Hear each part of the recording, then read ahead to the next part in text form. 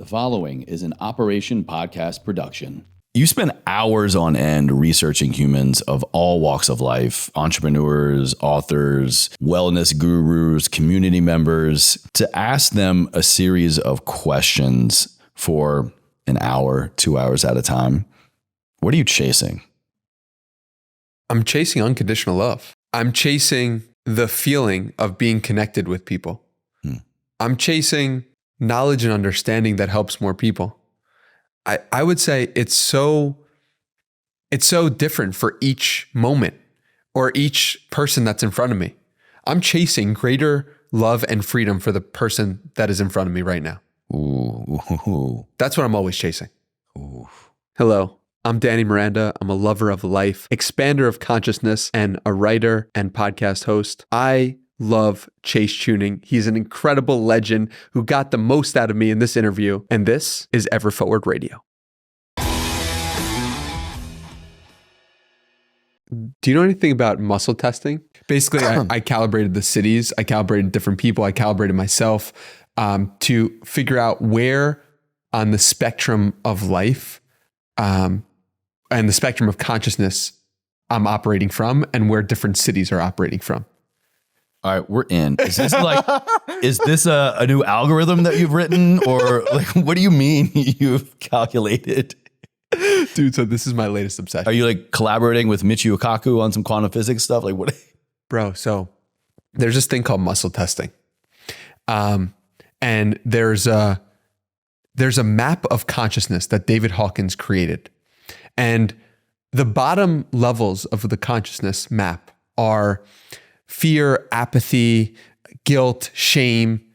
At 200 is the level of truth, which is courage. And the level of 500 is love. And above that is joy. Above that is peace. Above that is enlightenment. And there's numbers associated with every single emotion. Okay. And you basically can calibrate different things, different people, different events, different situations, and you can put them on the spectrum of that map, of those emotions. Wow. And so I calibrated every year of my life, and it perfectly correlates with how conscious I was during that time. No. Wow. Wow. Bro, I started... Just like overlay the map onto your timeline? I said July 13th, on July 13th, 2000, I was this level. And then I calibrated myself and it's just like this level. And then I said in July 13th, 2015, when I was in college, I calibrated at this level. And then July 13th, 2020, I calibrated at this level. And when I start drinking alcohol, when I start partying, it goes down. When I start meditating, it goes up. When I stop meditating, after meditating for a little bit, it stays the same. When I start learning more about myself, it goes up. It is remarkable. And so the reason why I brought that up is because I calibrated last night. Yeah. Austin, Texas, and Los Angeles, just by coincidence. All right, lay it on me.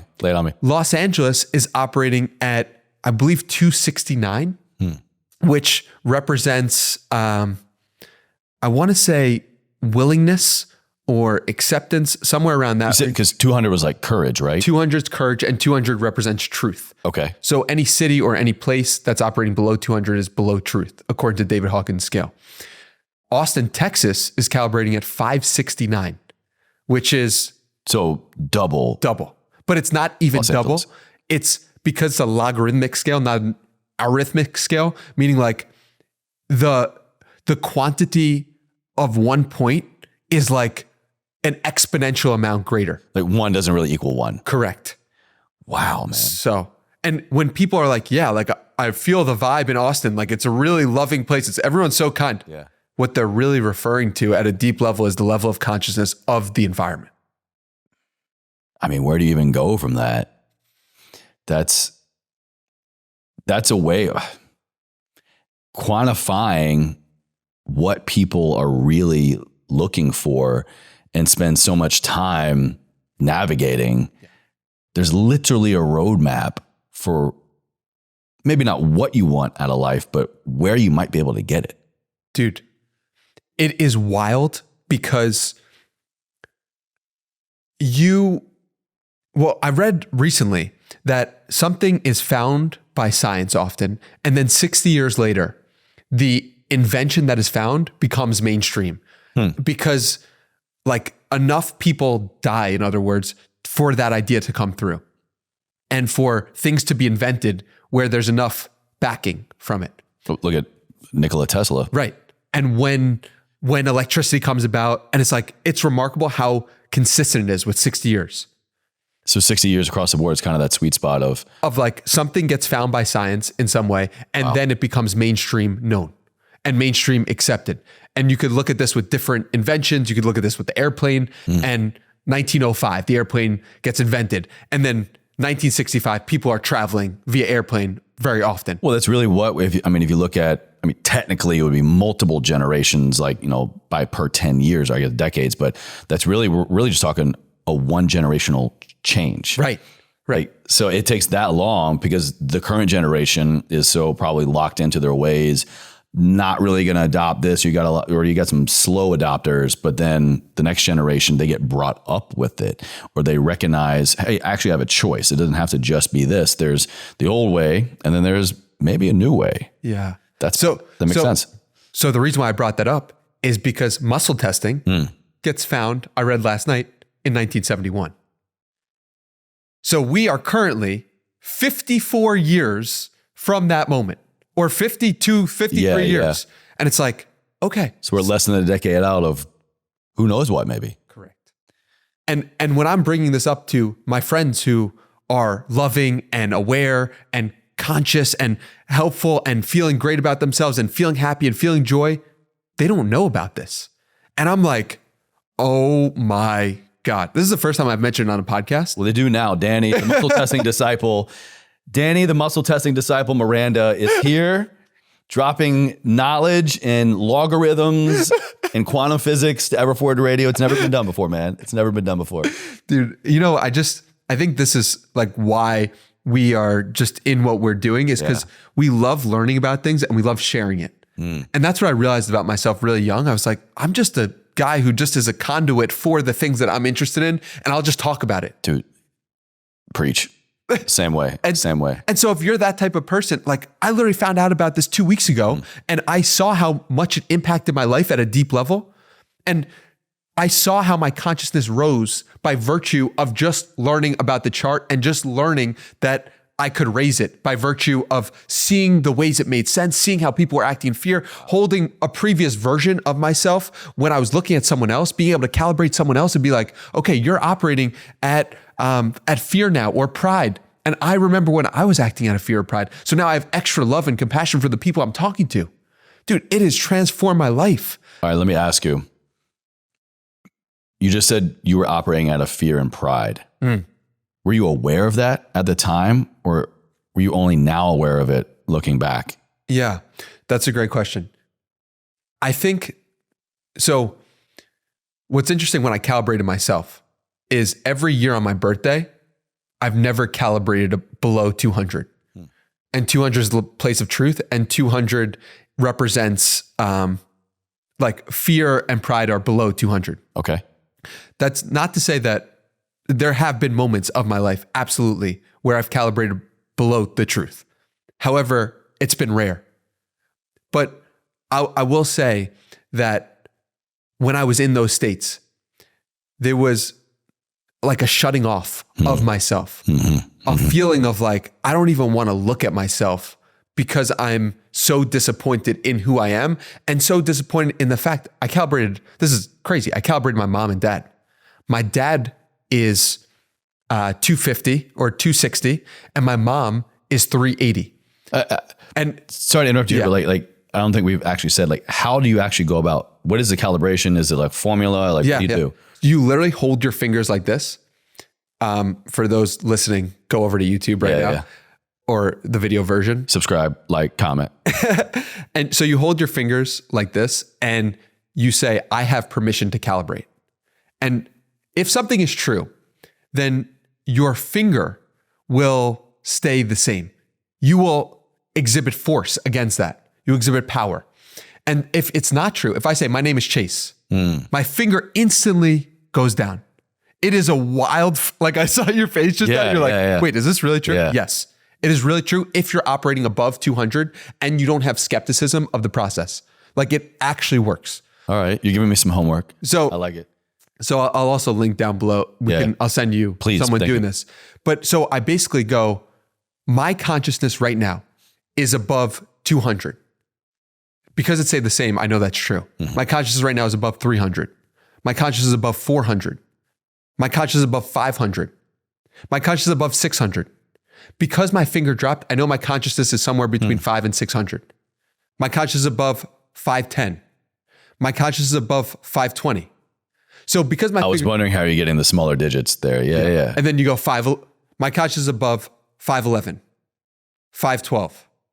So my consciousness calibrates at 511 right now. That's my total energetic field. It's like, it's a wild thing. Yeah. And it's absolutely true. And so I calibrate everyone in my life. Like I've become obsessed. I have spreadsheets, I have files, I have days, I'm tracking because I know how true it is. Wow. And so you got to pitch this to like a dating app or something. Bro, I'm just like, what's crazy too, I can do calibrations with people I haven't met and just see a photo of them. And then I can watch them or listen to them and be like, that is actually true. That person is coming from love. That person is coming from reason. That person is coming from pride. Like I actually, wow. So before the calibration tool, how did you, it's only reflecting back, were you kind of more aware of the fear and the pride aspect before the calibration, or even outside of your own self? Like, how do you think people can fairly assess right now, am I acting out of fear and acting out of pride? Am I living out of those two? Yeah. The problem is when you're operating below 200, operating below truth, you can't calibrate it. You don't know truth. You're not operating in the sense of the greater truth, if that makes sense. And so it's very difficult. And I'm not the best person to give advice on this because most of my life has been above 200. And it's why I've wanted to be a therapist, but I've said to myself, I don't know how I don't feel the same guiding force that I do for people who are above 200 as I do below 200. Interesting. And that's something I definitely want to work on and grow into, of like, how do I hold more people? How do I elevate more people? But the answer honestly is, I don't know. I don't know what you do. And I'm curious to talk to therapists or people who are familiar with this to help them grow through it. I love that you said, you had an answer in there, but I think you ended with, I don't know. I love that you said, I don't know. It's the truth. I love that. Back to my mom and dad. Dude, 1 through 13, every year I calibrated at 305. Okay? 305 represents willingness, I believe, or optimism, something around that. My dad calibrates at 260. My mom calibrates at 360. 305 is directly in the middle of both of those. And it's not like one is better than the other. Yeah. And it's not like there's no judgment. It's not better than, less than. Right. It's just like, that's the level of your consciousness. And that's the area of your consciousness. And that's how you're operating. And it's just like, it's an interesting thing that would happen. So yeah. What a way to get rolling, man. In true Danny fashion, coming out swinging. So I do have some questions I want to run through with you, brother. Mm-hmm. All right. For those of you that don't know, Danny Miranda is a podcaster, content creator, tweeter extraordinaire, or Xer, I should say now. And I'm sure you can tell if you're watching the video, the dude is just lit. He's lit all the time. He's got a zest for life that is, in many ways unmatchable. You spend hours on end researching humans of all walks of life, entrepreneurs, authors, wellness gurus, community members, to ask them a series of questions for an hour, 2 hours at a time. What are you chasing? I'm chasing unconditional love. I'm chasing the feeling of being connected with people. I'm chasing knowledge and understanding that helps more people. I would say it's so it's so different for each moment or each person that's in front of me. I'm chasing greater love and freedom for the person that is in front of me right now. Ooh. That's what I'm always chasing. Ooh. I'm kind of letting that sink in. Yeah. To kind of piggyback off, we just came from a great conversation for your show of just when you get present with everything, everyone in front of you, best expectation going in is that you get what you wanted coming out, right? But when you match that with unparalleled presence, there's no amount of preparation you could ever have or do that will actually prepare you for what you will then walk away with. And that's what I'm hearing you kind of describe and what you're chasing in that. When did that first happen for you? When did that moment go, okay, this is what I think I'm supposed to be doing, as an interviewer, as a podcaster, as a creative. And then now here's really what's happening. And therefore I'm going to honor what's happening so that I can keep duplicating this feeling as much as possible. Yeah. So I started meditating in September of 2019. And I started to notice synchronicities. I started to notice, wow, like the world is unfolding in a crazy way. Like this is interesting. And I stopped meditating, and then I noticed the synchronicities would stop, and I noticed life would stop unfolding, and I was less present. And I started meditating again. And then I put out on Twitter, who wants to talk on the phone?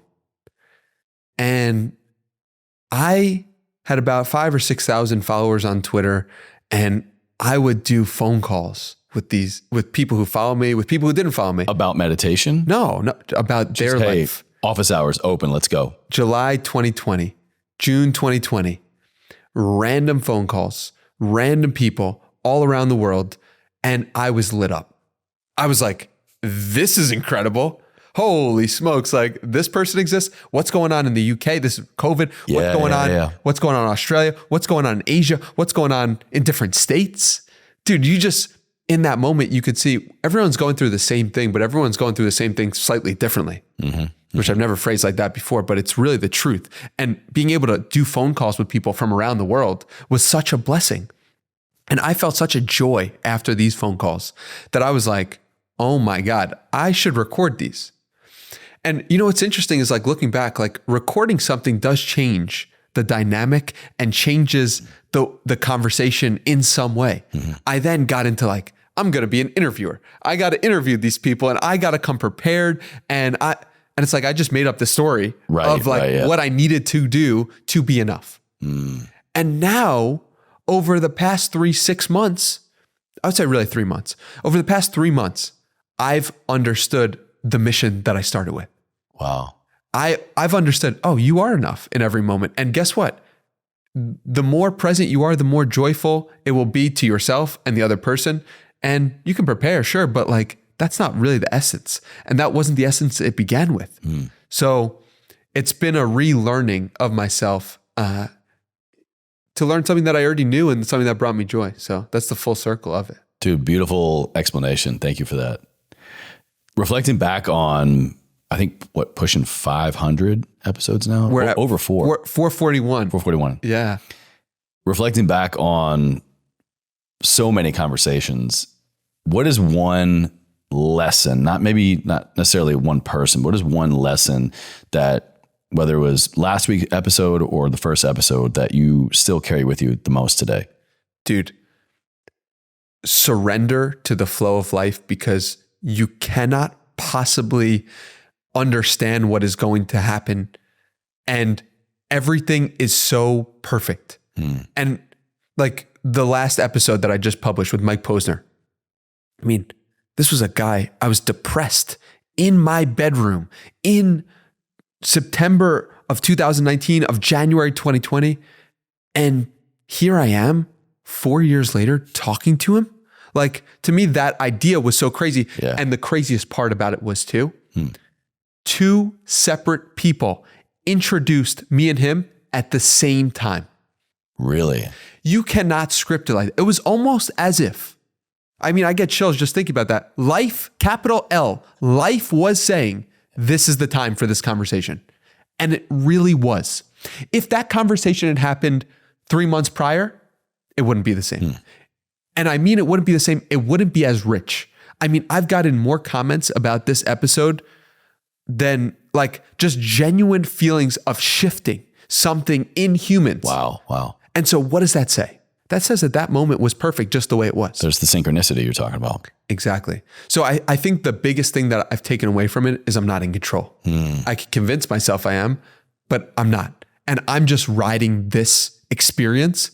And the better I can get of letting go, as we talked about in our episode together, which people have to check out because it moved me to goosebumps and tears and just like real deep feeling. The better you can get at letting go, the better you can experience the magic that unfolds. I don't know why this analogy just came to mind because I'm not a surfer at all, even though I live in Los Angeles. The best surfers in the world, I'm sure, would say that it takes the highest level of preparation of mind and body to choose to put yourself out on the board, out on the wave, but to actually have happen what you want, to ride the perfect wave. Who can ever control the wave? No matter how hard you train your body, no matter the best board, the preparation, whatever you have, when you get out there, it is full surrender. And I'm sure the more you try to control that situation, the bigger wipeout you're going to have, man. But I'm sure in that flow state of just riding that tube or the pipeline, or whatever they call it, is full and complete surrender, while simultaneously knowing that every second of your preparation brought you here so that you could be able to surrender, to have that perfect wave, to fulfill a dream. The preparation is honoring the moment. You are honoring the fact that you get the opportunity to surf this wave. So I'm going to make sure my board is clean. I'm going to make sure I practice my moves. I'm going to make sure I can get up. And so, but then you're out there, forget it all. Yeah. And that's the beauty of it. And imagine if life itself is that way.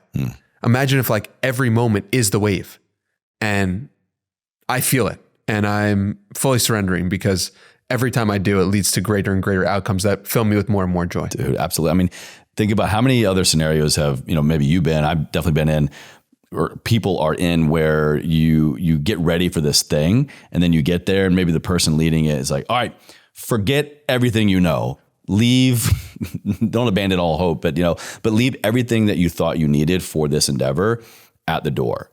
And that can really freak a lot of people out and go, oh, well, now what? But it's the fact that you had to do all of that in order to be at a place to know how and to know why to surrender, so that you can get out of this experience what you actually need to get.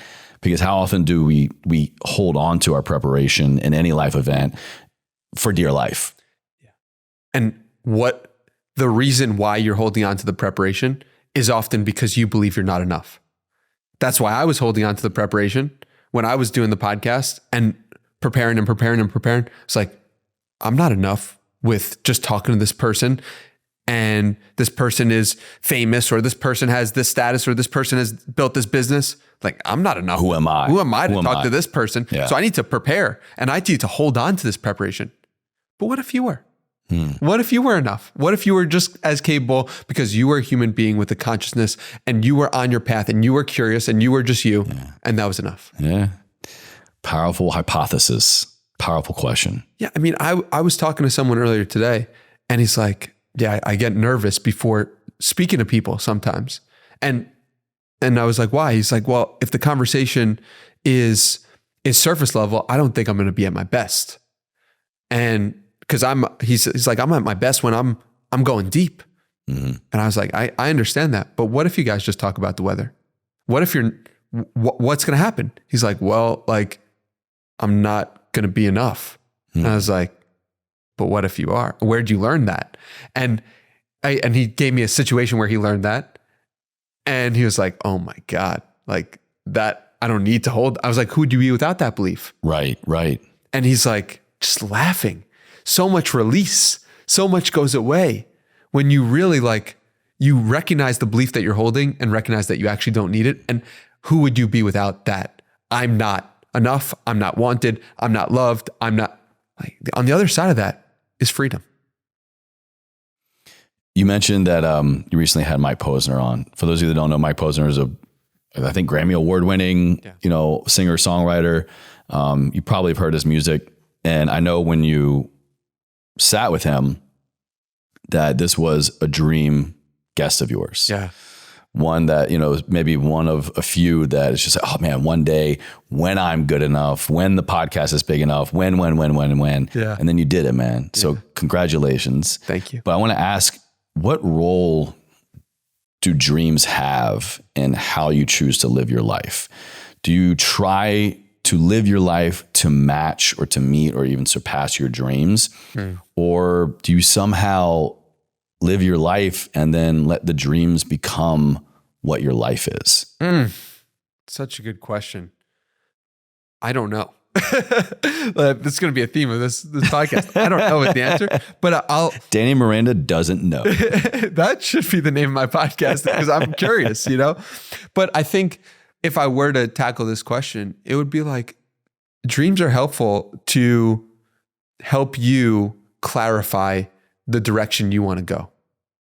And if you have, so many of us are without clear vision. And when I asked people, if I pray for you, what should I pray for? The most common answer, surprisingly for me, was clear vision. People wanted clear vision more than anything else, at least the small sample size of 25 people that I've asked.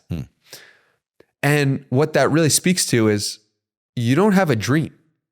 If you don't have a clear vision, you don't have what is going to happen, where you are going to go. And it's not strong enough. And so for me, the selling out Madison Square Garden has been a dream of mine. And it's cool. It's helpful to be do I want to go there? What's going on there? What would have to happen for that to occur? But it's also good to be what would happen right before that could happen? Right. The moment before the moment in pursuit of our dreams. Still, when I look back at it, it's those I think are the ones that blow my mind the most because you don't give enough credit to them. What do you mean exactly? So if we're in pursuit of a dream, we think we're only happy or it's only a success when the dream comes true. But in order for that dream to come true, the thing right before that has to happen. The thing right before that has to happen. All the way back to that moment when, oh, I have a dream, I have this idea. And then you take action. There are dozens, hundreds, thousands potentially of compounding sequential events, mini dreams that have to happen in order for the big thing to happen. And before that big thing happens, take a second and look back and give yourself credit to all those mini dreams because you're standing on their shoulders now. Yeah, absolutely. And that's a really good point. And the fact that, I sometimes get asked okay, what are you going to do when this happens? And I don't know. And it's I don't know. And also I'm just going to be as present as possible to see what happens.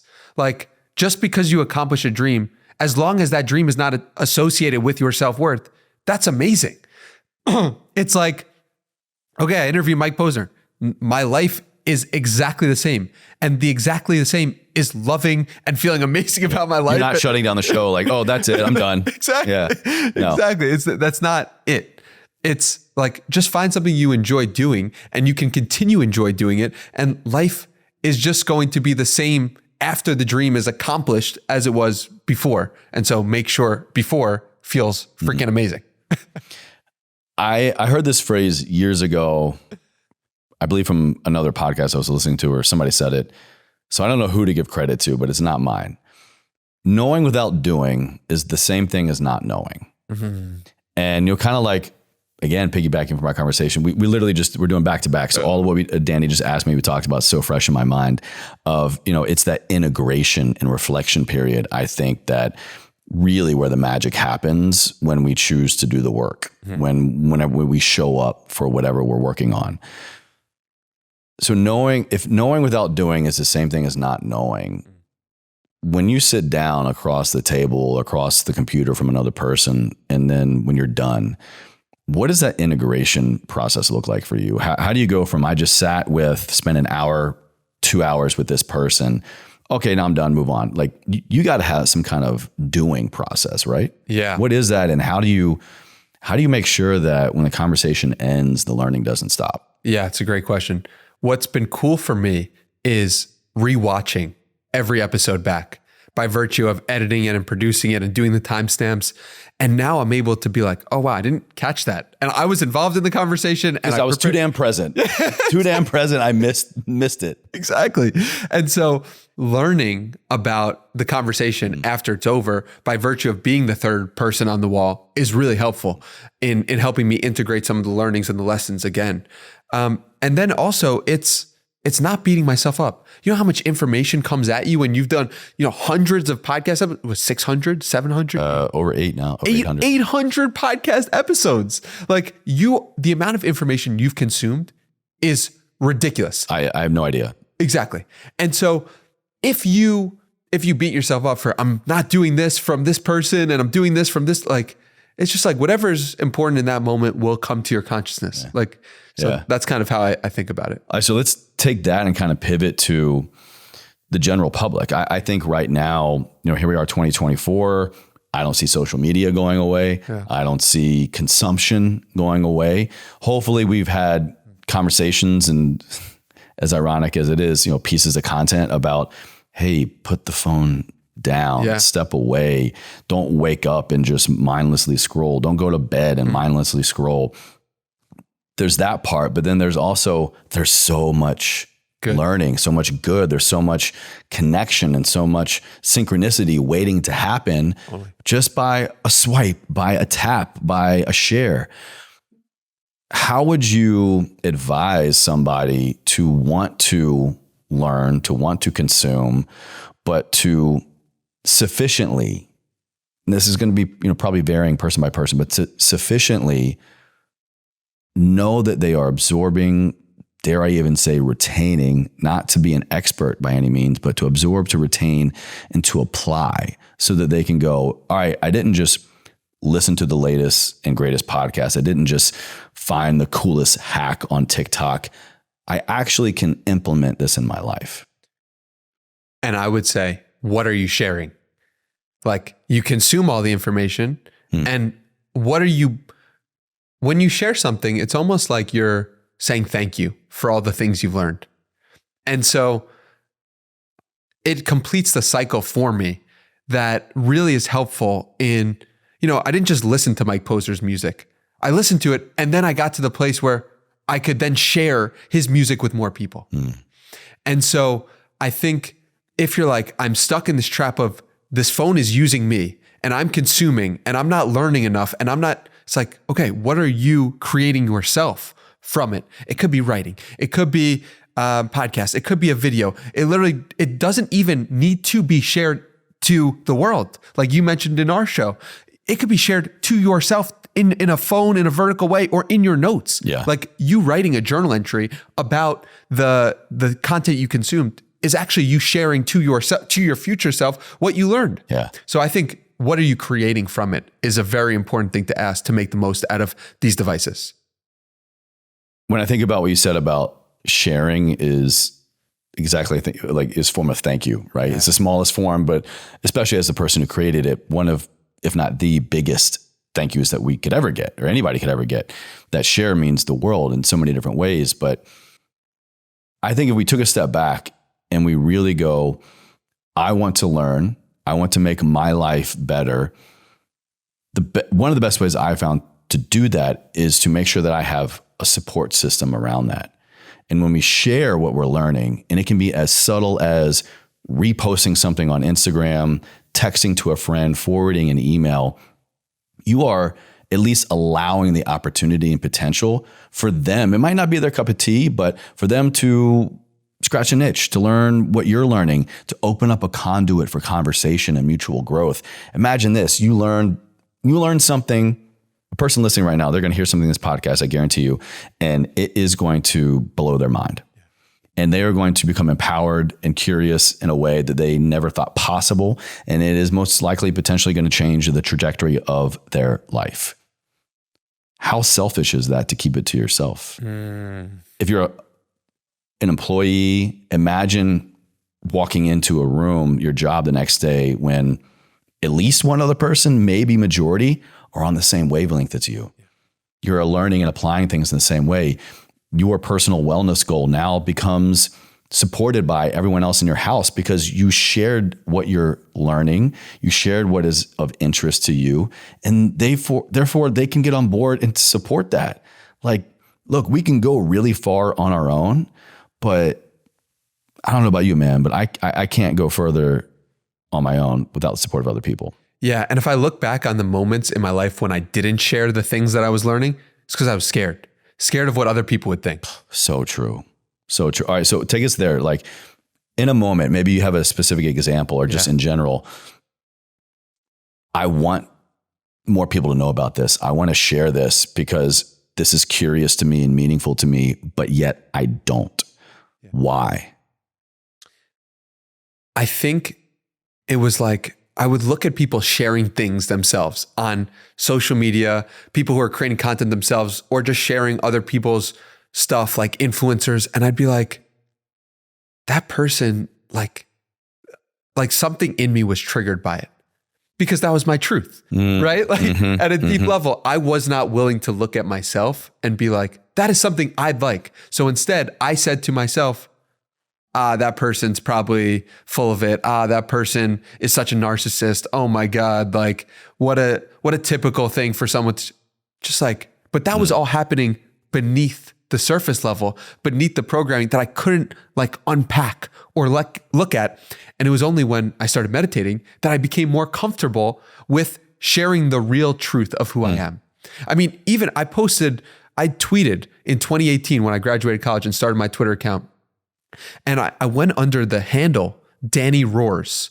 And it was because looking back on it, I was sharing things about drop shipping and e-commerce and marketing. But if my friends from college saw that, I'd be insecure about it. Hiding behind a persona, an alias. Exactly. Wow. So even when I kind of broke through, when I started sharing my stuff, because I knew I could do that from being a 13 and 15-year-old kid starting blogs, there was also a part of me that was like, I don't know if I could really share my real truth, because I wanted to start a blog that was called Carpe Diem, DM being my initials and seize the day, right? And posts that would help give people more aliveness, posts that would help inspire people. But I was like, you can't make money doing that. What am I going to do that for?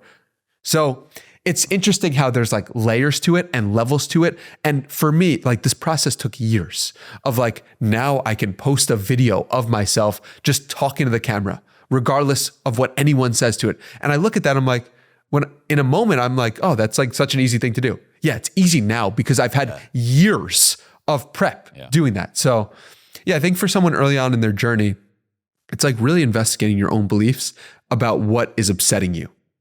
Like life just is.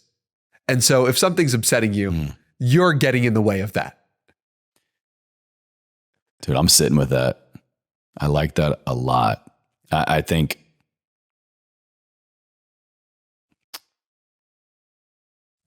that for a large amount of people is the key. That is the key to everything else. Because when I'm literally in my head just rapidly going back years and years and years and years of so much work and curiosity and working through fear and judgment and away from truth and realizing how far away from my truth I was. And this is where I think a lot of people are until you have that wake up moment. If I had to really reverse engineer everything back, it's that moment. It's that moment when I stopped caring about that or realized that there is nowhere near the amount of weight attached to a share, a post, a thought even that I had in my mind. It reminds me of one of my favorite Stoic quotes from Seneca's, we suffer far more in imagination than in reality. And how many people wrestle with that? We build up these walls and we live in suffering we live not even close to our potential because of a fear that only exists in our minds, but yet we think it is everywhere and with everyone. Yeah. It is so, so true. And is it a kid from high school? Is it being shared in this group chat that you're worried about? Is it what your mom thinks? Is it what your dad who thinks you shouldn't do this? Is it what he thinks? Is it your teacher when she put you down because you shared something in class? Is it how many of our fears are tethered to past experiences that we may or may not even know are there? Exactly. That's the next layer. Exactly. And if you can identify those people, that person you don't want to see at the grocery store, the person you're not going home for because you're like, if I see this person, that's going to mean like I'm going to tense up. Well, there's something there. There's a deep truth about yourself that you are not looking at. And I know that because I've uncovered the layers. I've done it, and I've seen the situation where a kid shoved me into a locker, senior year of high school, where the entire school thought that I was this Twitter account and I wasn't. And I saw it in 2020 and I was like, oh man, I have such love for this kid. Even though he was doing his best in that moment. And even though he caused me harm in that moment, I love him. And I genuinely want the best for him. And I want the best for me, who starts lifting weights as a result of that scenario, because I felt like, oh, I'm so insecure. I'm 140 pounds soaking wet. What is wrong with me? I felt so emasculated. And so you realize I was holding on to that burden for 7 years or 8 years of my life. And that was causing so much pain and suffering for other people without even me realizing it. And probably was one of the reasons why I didn't have enough courage to start Carpe Diem when I graduated college. All that's to say, it's like we all have those people, situations. And the more you look at it and the more you meet that with love and compassion, the better your life gets. I know it because I'm proof. Bar none, man. You're someone that I think, I would say you're very sharp. And we talked about, kind of like preparation and presence, but I'm curious, to sit down and to be as present, it takes more than preparation. What do you do? What do you contribute to a level of, I'll say, cognition, mental acuity? Like, how do you prepare your body and your mind specifically to enable you to drop into presence and to stay there? Because that is pretty damn uncomfortable for a lot of people. Yeah, it's a great question. A couple things come to mind immediately that I had no control over, or at least seemingly, is that my grandpa would go around the table and he'd ask us questions when we were eating all the time. What do you think about this situation? What about this? How do you think this person react? And it was always from a place of deep presence and deep caring. My mother is also could be a therapist, just such a warm and kind woman who's able to ask thoughtful questions that help. So it's like some of it is outside of my control and some of it I'm so grateful for. Sounds like some nature, some nurture. Correct. So that's the nature element I'll attribute to the genetics, let's say. But the nurture, the things that I've done, nurture refers often to the parents and what they've done to you. But in this case, the nurture of what I've nurtured in myself is wherever I go, I'm surrounded by books. I'm surrounded by knowledge and ideas. And it's like, I noticed this when I was living in San Diego. I'm like, oh my God, there's suddenly 40 books around me. Where did these come from? They came from just the library and me ordering stuff and just okay. Then I would go back home and it's 500 books around me. Then and it's just, books are always around. My man's keeping Amazon in business. Yes, absolutely. And so I would say books have been a huge part in the evolution and growth. And I'll give a few if people are curious. A New Earth by Eckhart Tolle, hugely important to my evolution when I started meditating, that I have really a lot to thank for. The Surrender Experiment by Michael Singer, incredible memoir of deep surrender and letting go, and Love Yourself Like Your Life Depends on It by Kamal Ravikant. 3 books that just shaped my worldview so much, that really helped bring me to greater presence, greater cognition, greater awareness, and to allow me to drop into presence more easily. Okay. I like that. Let me ask a second level question to that. I know that you train. I know that you honor your body. I know that you have a lot of, like, we'll say, practices, habits, fitness, nutrition, supplementation, stacks, all that. Is there anything maybe that you would really give a lot of credit to as, like, I know I'm not as sharp if I don't do this? Yeah. Thank you for taking me down that track, because running, has been I've noticed how my sharpness has increased as I've run, which I'm How so? So I run without headphones, and I run in nature often. So it's very meditative.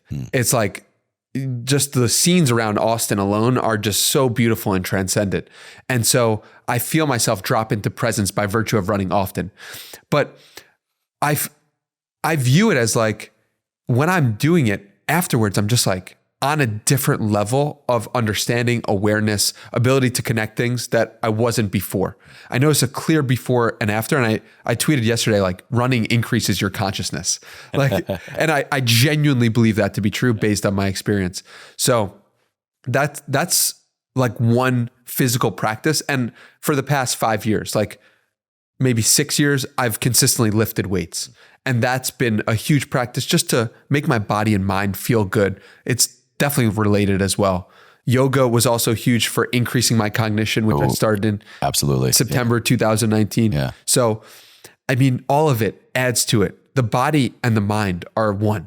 And if you want to test this, literally do nothing for a week and see what happens. I don't recommend it, but purely for the sake of science, if you want to have a fair baseline, do it. Yeah, I was kind of there. The last couple of weeks we've been traveling. I've been really out of my routine, and the holidays and foods and treats and drinks and all this stuff.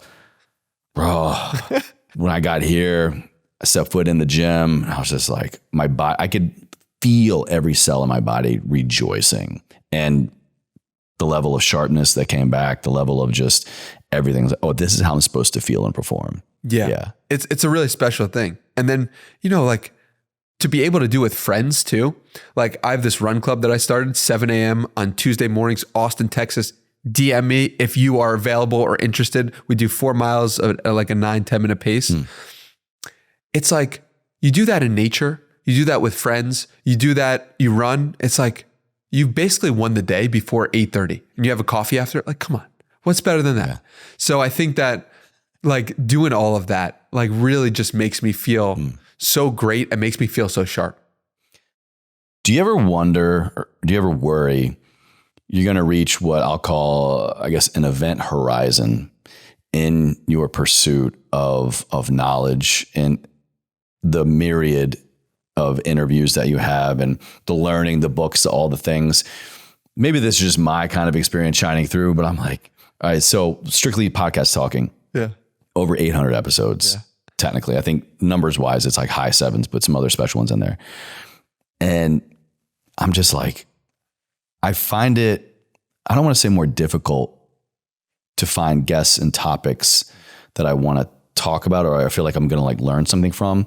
I'm finding myself becoming a lot more strict with my criteria for the conversation that I know I need to have, not just that I can have. Yeah. Over 400 episodes in it, day in, day out, just continuously learning. Do you ever worry that there's going to be a point where learning becomes much more difficult and less frequent? It's really interesting. I don't have that particular worry, but I do resonate with what you're saying a lot, in that I am now, the bar for the type of conversation I want to have is way different than it was when I started. It was way different than it was a year ago or 2 years ago, because when you reach a new level of consciousness, you realize how good that felt. And you realize, like, I can't go back to just wanting the information for the sake of the information. No. I now need to have a conversation that's full of love. Yeah. And that's the genuine truth. And so when we spoke, I felt genuine love. And I intended for that to be, otherwise I wouldn't have invited you onto the podcast. Yeah. When I interviewed Mike Posner, genuine love. How do we grow our business or how do we get more followers? Like, to me, I'm just not interested. And so by virtue of that, there's less people speaking with genuine love. According to David Hawkins, only 4% of people reach a state of consciousness of love. And so, yeah, there'll be less people potentially for me to speak to, or maybe the people who aren't in that state of love want to feel that love. Mm-hmm. So I don't know. I don't view it as a worry per se. I view it as just, I'm evolving as a podcast host. And that means changing the criteria or changing that inherently just come up. Mm-hmm. And I'm excited to see how that unfolds, because on the other side of worry is excitement. Yeah, brother. Absolutely. Yeah. So let's maybe kind of take that concept and bring it home for the listener.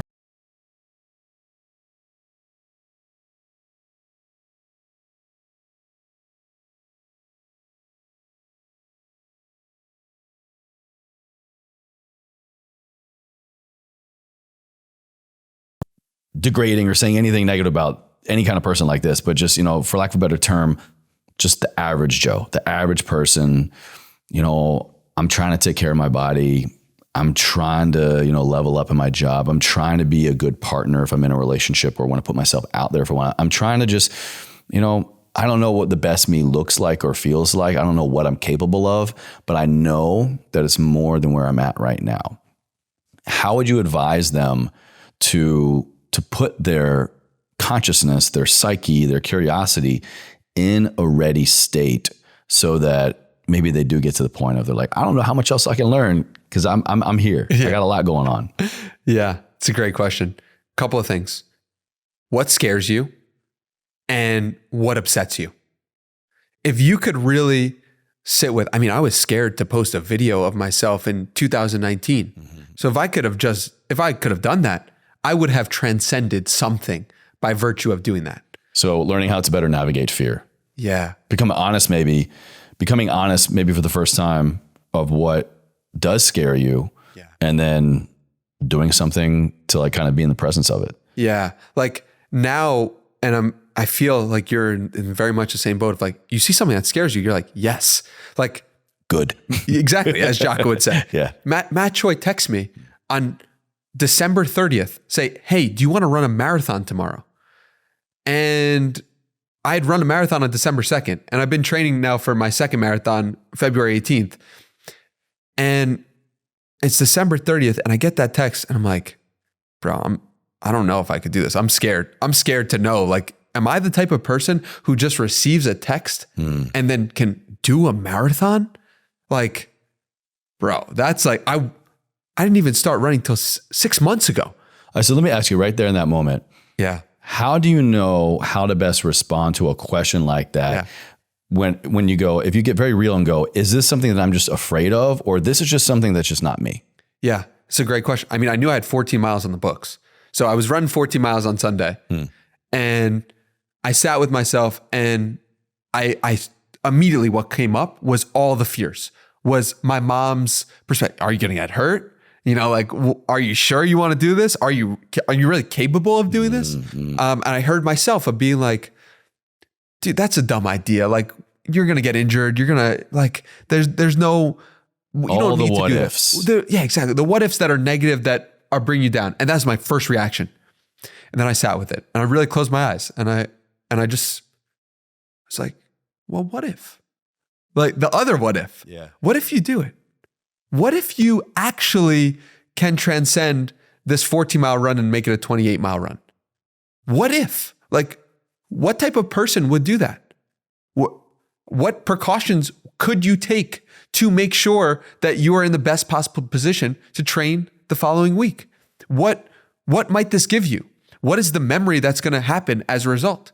So I saw the first what ifs, and then I saw the second. And when I really sat with it, I was like, I'm scared to do this and I'm going to do it. I couldn't go to sleep that night. I was literally I was more nervous for this than I was the actual marathon that I ran on December 2nd, because I knew that it said something different about me, that I could just do it with no training, 12, 18 hours notice. And I was excited to find out the possibility. There were 4 guys that started with us. One dropped off after 10 miles. God bless him. 10-mile run is no joke. Another dropped off after 15 to 18 miles. God bless him. That's no joke. But to just finish and know that I was capable was the first time where I was like, I'm a real runner. I'm a real runner.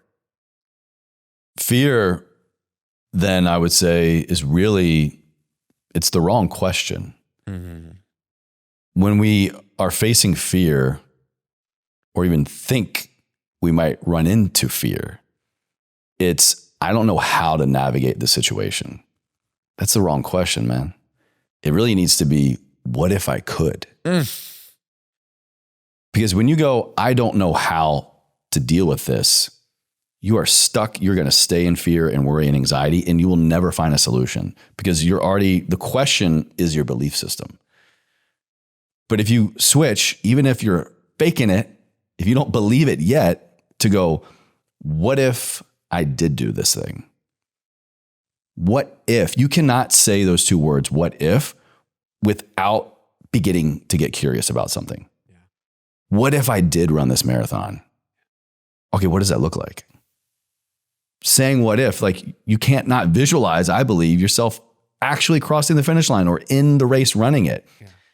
Once you can believe it, or once you can hypothesize it, see it in your mind's eye, it doesn't take that long for it to become a belief of what you can do. And then you figure out how to do it.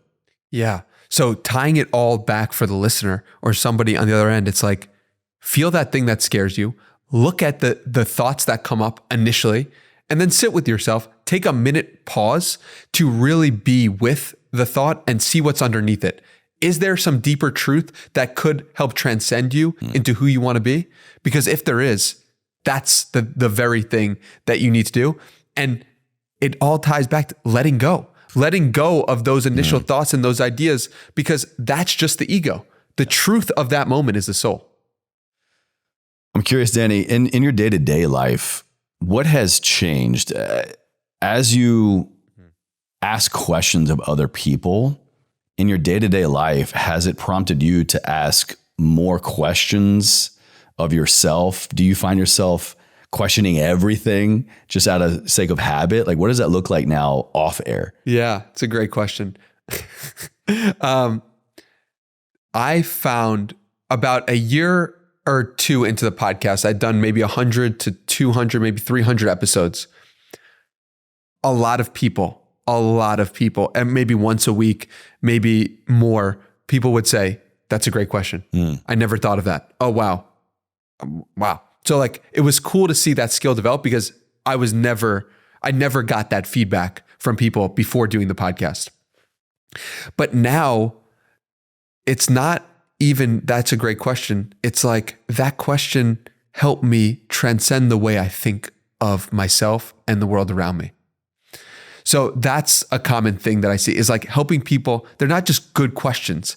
They're questions that transcend people's love and freedom for themselves. And that's what I hope to do with the podcast, to ask questions that the listener might say, oh, wow, like, what would that mean for me or my life?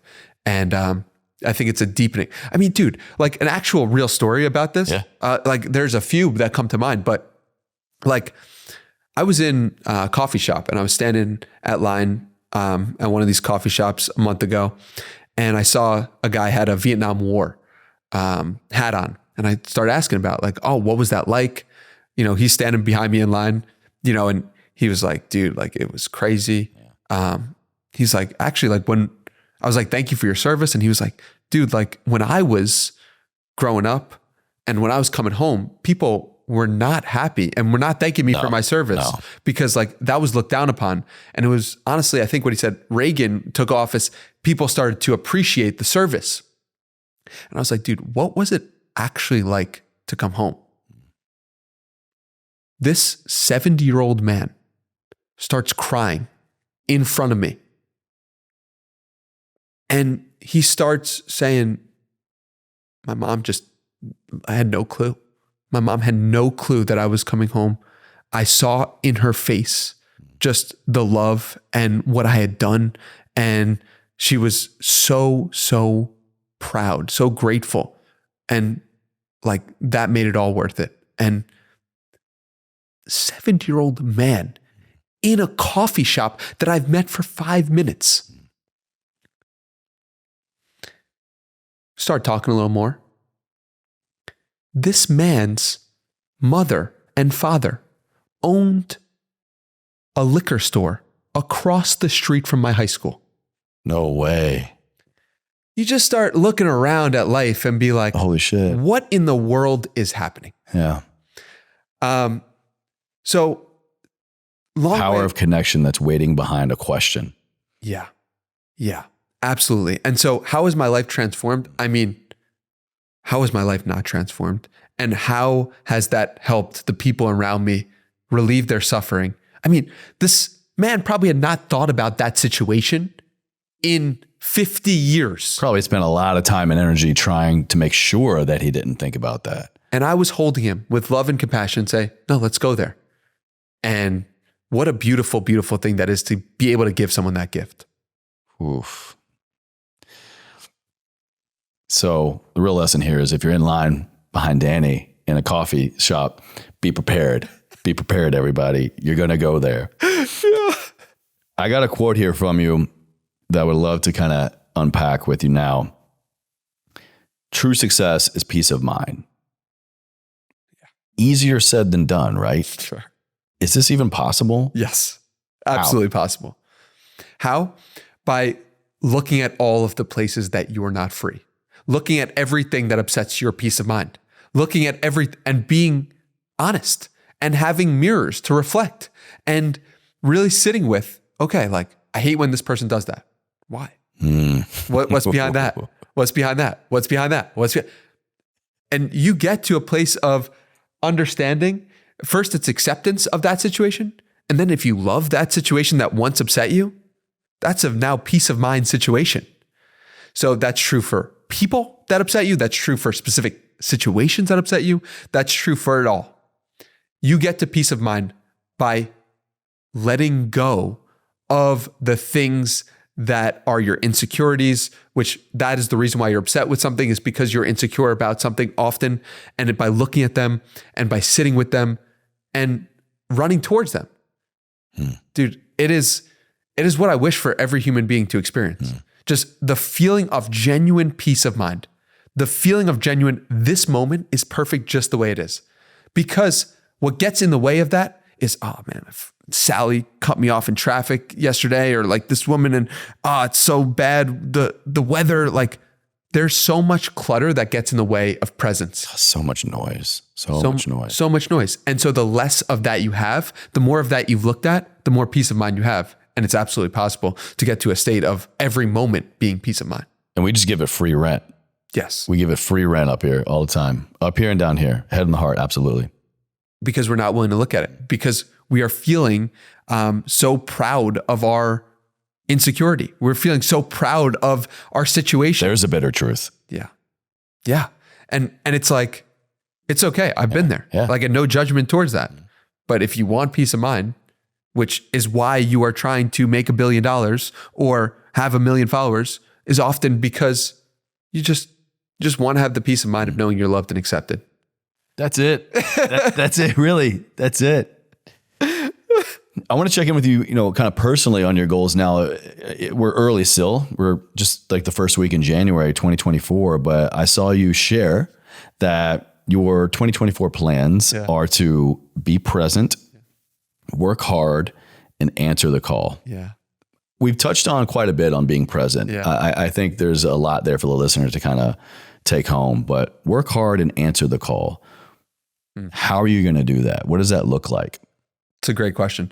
So work hard for me means that I'm going to honor life's moments with, okay, so let's say in the consciousness example that we started the podcast off that I was so excited about. It's clear that my presence has allowed me to really tap into this of like, this is interesting to me. Okay, so now answering the call is like working hard at understanding, what is this? Where did this muscle testing come from? What about this is fascinating? Is this really true for everyone? What What could it look like to have a map for people? What could it look like to show more people this consciousness map? Like, so it's more like I'm hearing appreciation of the discovery, but next level is questioning the discovery itself. Yeah. And that's the working hard. So like, okay, you want to run a marathon. Okay, like what does that look like? How are you going to go about that? Well, now it's going to require 6 days a week of training. You want to hit a 3:24 marathon. That is honoring the present moment, honoring and working hard is like doing the actual work, like in the practical sense of like doing the practical work of you're going to run 5 days a week, 6 days a week. Are you ready to do that? Yes. And that is answering the call of like, I feel so excited about running. I feel my consciousness rising by virtue of me running. So that is answering the call. That's working hard to me. You strike me as a guy that maybe on paper you set goals, maybe in your mind you set goals, but I feel it's more like you set and uphold standards. Would you agree? And if so, what standards do you currently have and how do you uphold them in your life? So dude, I'm doing 75 hard right now. And I haven't told anyone that. Wow. Okay. But is this your first time doing it? No, I've done it 4 times. I feel like I've seen you do it before. Andy Frisella changed my life. I mean, I haven't shared a lot publicly about it. But that was one hell of an episode. Yeah. Great interview. Yeah. And it was one hell of an episode because he impacted me at a deep level in September of 2019 when I did the program for the first time. So I'm doing it again now. And the standard that I'm holding for myself that has transformed everything I do for the past 17, 18 days is you're doing 2 workouts a day. You're drinking a gallon of water. You are reading 10 pages of a nonfiction book. You are taking a progress picture and you're following a diet. And those standards, as well as hitting my workout for the running, as well as meditating 20 minutes every day. These are like non-negotiables. Part of me is that. Yeah. And like, dude, I went to bed last night at 3 a.m. because I'm reading David Hawkins's Power vs. Force. And I get so caught up reading it that I'm like, it's 2 a.m. and I haven't done my second workout yet. And so I'm doing yoga from 2 to 2:45 a.m. And I'm like, I don't want to be doing this, but I'm going to do it. All right, Andy, did you hear that? We'll make this a clip and send it to Andy because, bro, but at 2 a.m. At 2 a.m. And I have not upheld the standard that I set for myself, but I will now. Correct. And it's a choice. It's genuinely a choice to go to bed or to not. And, every part of me did not want to do that yoga session. Every part of me was just like, this is so pointless. No one's going to know. But guess what? Now a lot of people know that I did that by virtue of And I'm like, and I ran for an hour and a half and I was like, can't that be enough? That was one workout. I did my 45 minutes twice. But no, it's 2 workouts. Yeah. So do the second workout. And so I'm so happy you brought up the standards piece because when I set the standards for myself, I've seen it transform everything around my life just in the past 2 or 3 weeks. And I know whenever I do the program, it elevates me to a new level. There's no way I would have ran a spontaneous marathon had it not been for doing the program because I know, I'm the type of person who does that. And, to kind of piggyback off that, I'll say to have people around you that also uphold their own standards, but are willing to invite you into them, like getting to know Matt more the last couple months, that is such a Matt text. Like, hey, what are you doing tomorrow? Do you want to run a marathon? When you told me that, I'm like, bro, I know you literally just the week before ran 900 miles. He ran across Korea. Yeah. Like, Matt, take a break, bro. Yeah. But no, he has a standard for his life. Yeah. That works for him and fits him and is his truth. But you don't have to force feed it. You don't have to overextend and push it onto other people. But when you invite people in to a standard you have uphold because they know in some capacity you're there too, that is how the gap is filled of I'm struggling. I don't know if I can meet my standard. I'm going to phone it in to, you know what? All right. It's not about me right now. It's not about me. Yeah. Dude, it's so crazy. And he's a perfect example of that too. December 31st, he doesn't have to run that marathon. No. But he said, I'm doing 12 marathons in 12 months and I don't want to do this 12th one. And it's the last day of the year and no one's going to know that I didn't do this, but he knew. And he said, I'm going to wake up at 7 a.m. on the day before New Year's. I'm going to run this marathon and I'm going to run it with me. I'm going to run it with other people and getting other people involved and setting that, like, dude, I can't wait to record a podcast with him on Saturday, a week after doing it. Cause I swear something happened when you have that shared mission with someone for 4 hours of just like running through and working through things with them. Oh my God. Yeah. It's like a third person gets created. Yeah. Where it's this other person, and there's the shared mission. And I felt like, wow, we are bonded. The collective you. Correct. Yeah. You get bonded, similar to a podcast that like really challenges you or pushes you. Like there's something greater that's happening that is involved in the room. Yeah. Got a lot of stories on that triggered a lot of things, but we'll save that for another conversation, man. I want to ask you a couple key questions here as we kind of get towards the end. Yeah.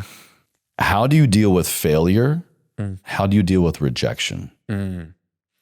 Rejection in terms of podcasting has always been relatively easy for me to deal with. What does that look like? Maybe kind of describe that.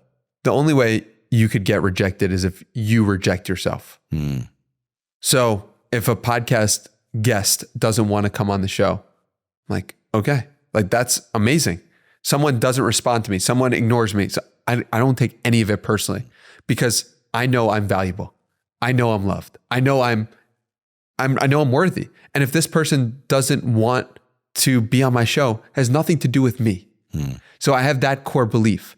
And that is cool to extend to other areas of your life too. It's true for women. It's true for friends. It's true for everything.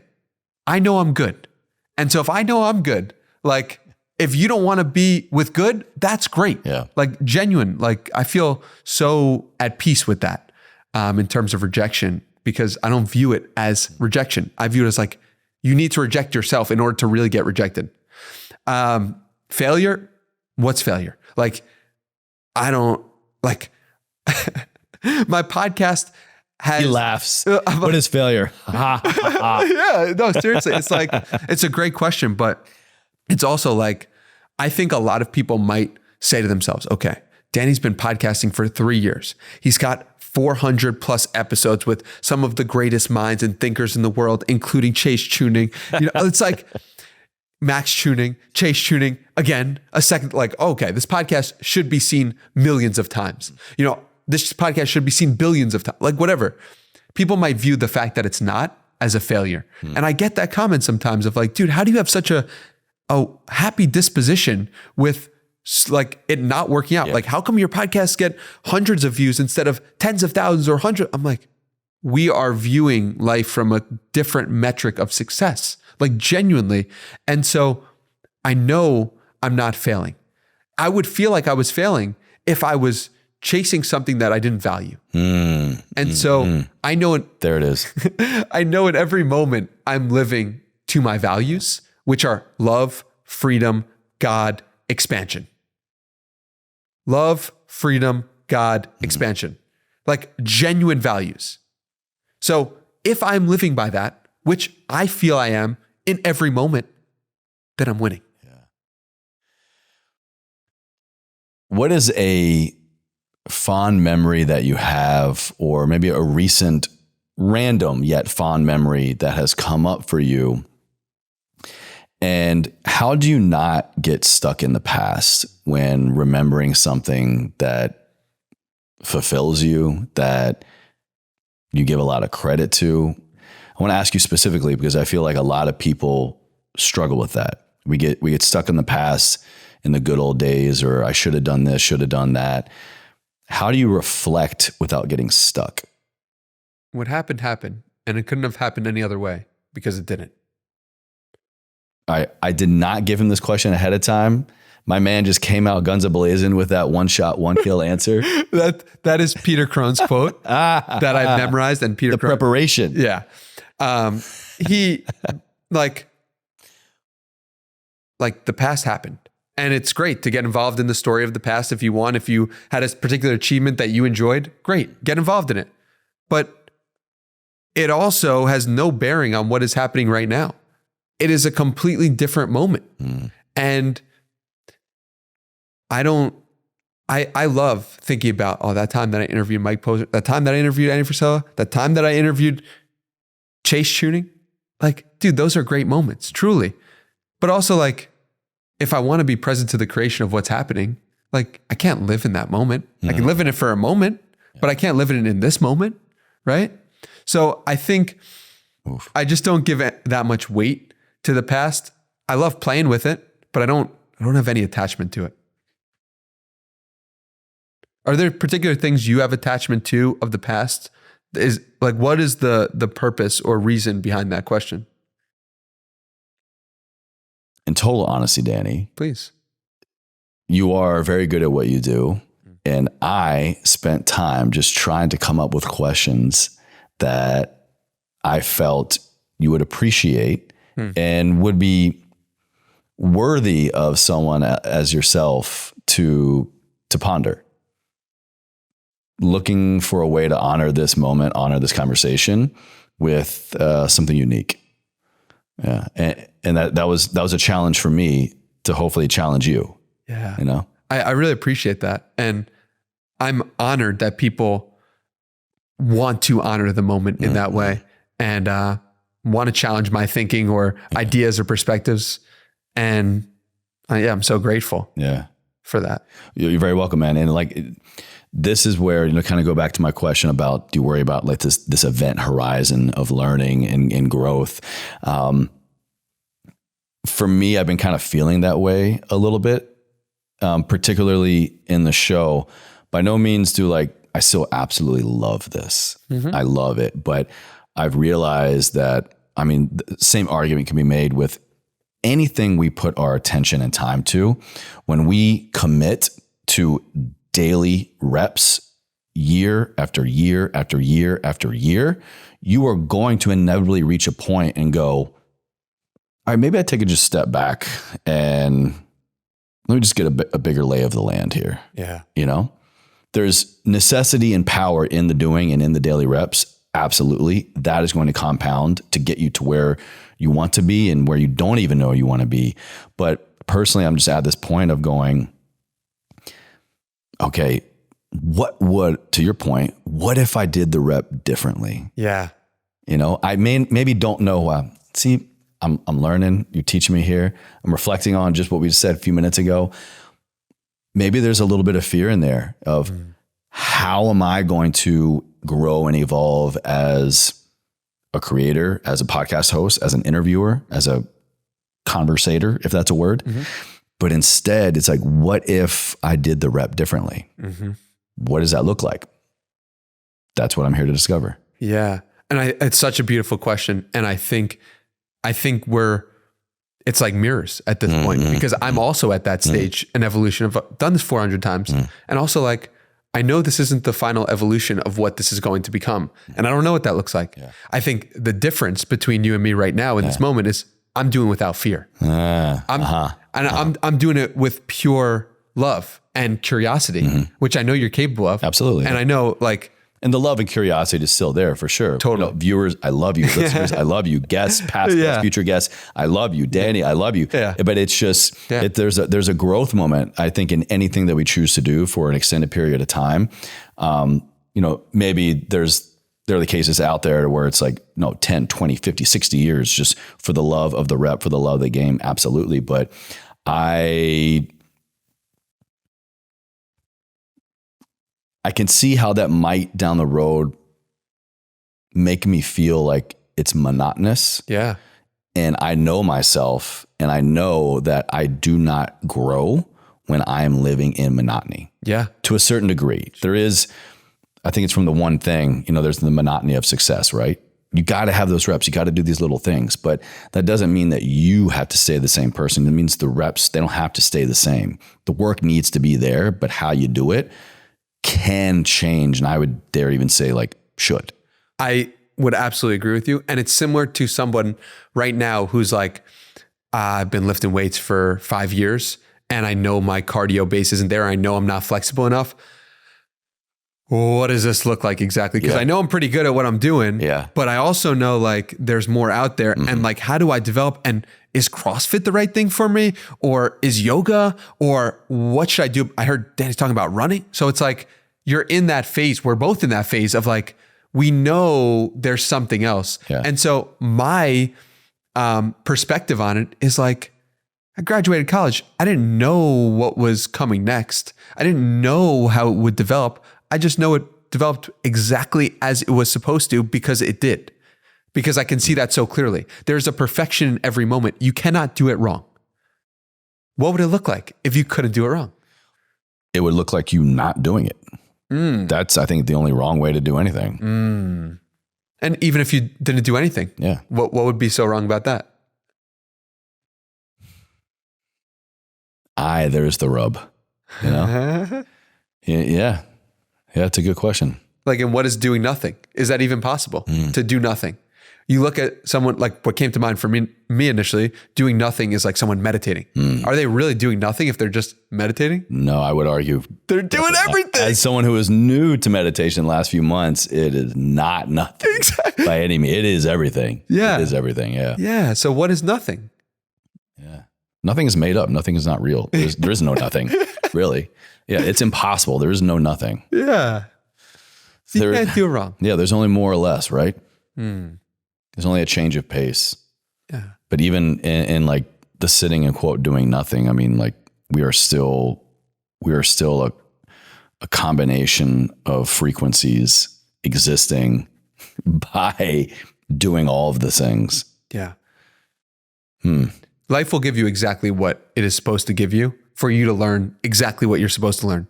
And if you genuinely accept that as true, then you realize you can't do it wrong. And you realize, okay, if I go and do the podcast slightly differently, or I change up the way that I do content, and you know, like here's a fun little fun fact. I wonder if you can relate. Yeah. So we're in January 22nd, 2024 will mark 7 years of Everforward Radio. Incredible. Thank you. And I do not see myself stopping in another 7 years, another 27 years. And maybe it changes and evolves, right? But like pretty much every episode, I would say weekly in some capacity, still 7 years in, I'm changing something. There is something different that I'm doing, whether it's what I brought to the table for that interview. It's a technical adjustment, maybe with a camera or a microphone. It's copy in the show notes. It's feedback and analysis with the production team. It's all weekly. And this is something that I've got a good thing going, you know, things are working, and I could really just copy a formula, but like, I feel like that would be the biggest disservice to my standard, my own integrity, but also to this and to the audience.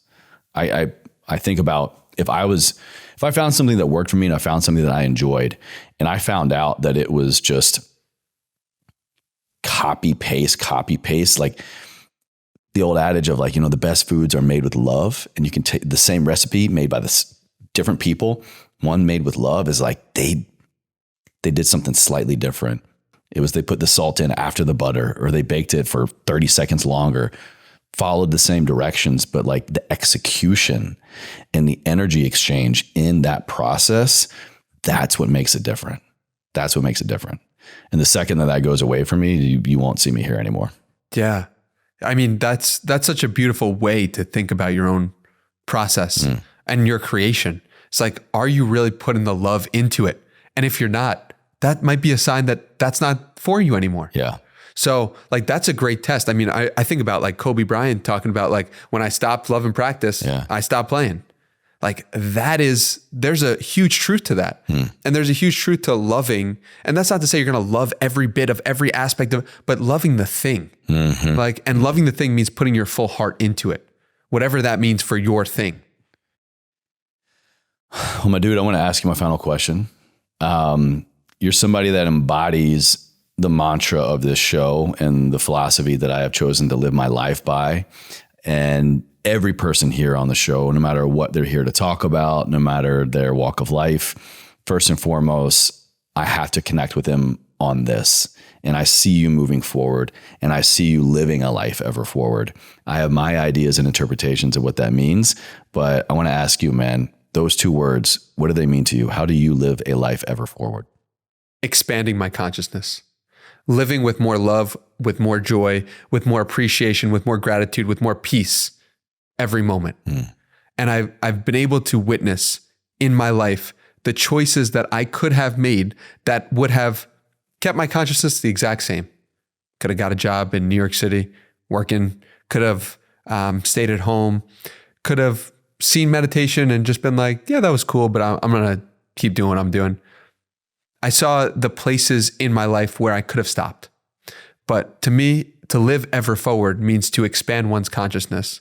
And yeah, I'm grateful that you're someone who is expanding your consciousness every day and on that mission as well, because to me, that's the real ever forward. There's never a right or wrong answer, man. I appreciate everyone's interpretation. Danny, where can my audience go to connect with you and learn more about what you got going on most in the world? Yeah, it's the Danny Miranda podcast is currently where I'm recording stuff, putting stuff out. And Hey Danny Miranda on Twitter or X is my favorite place. So Twitter game strong. I appreciate Twitter game that. strong. Yeah, man. Thank you for having me. It's a true pleasure. You're an incredibly present human being, and you're so you have such a real, kind, good heart. Like it just shines through in a way that is helpful and really just like giving love to the other person. So thank you for being you. Man, I received that. Thank you so much. Yeah. Thank you.